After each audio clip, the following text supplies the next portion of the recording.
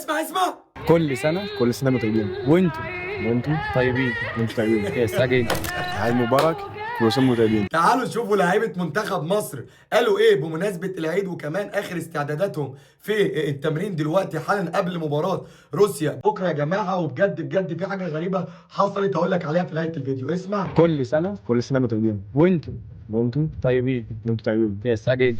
عيد مبارك، كل سنه وانتم طيبين. صح.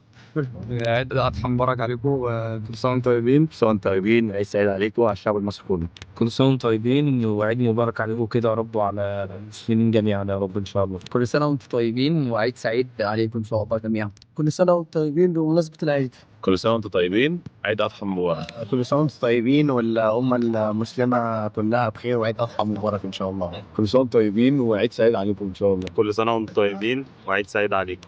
كل سنة وانتم طيبين وعيد أضحى مبارك، وإن شاء الله يكون العالم الشعب المصري بخير والعالم الإسلامي كله بخير والعالم كله بخير إن شاء الله. كل سنة وانتم طيبين. عيد مبارك، عيد مبارك.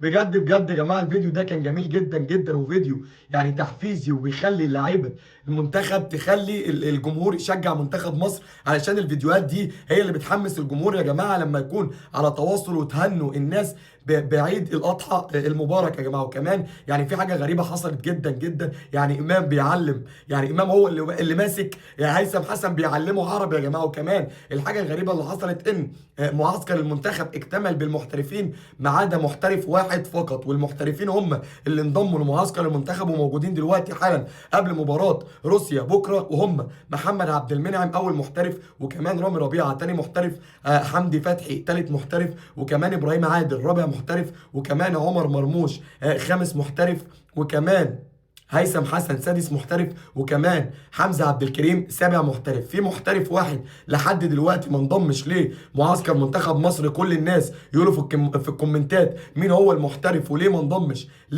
لمعسكر منتخب مصر. وامام عاشور عرف يعلم هيثم حسن المصري بجد وعرف يتكلم ولا لا؟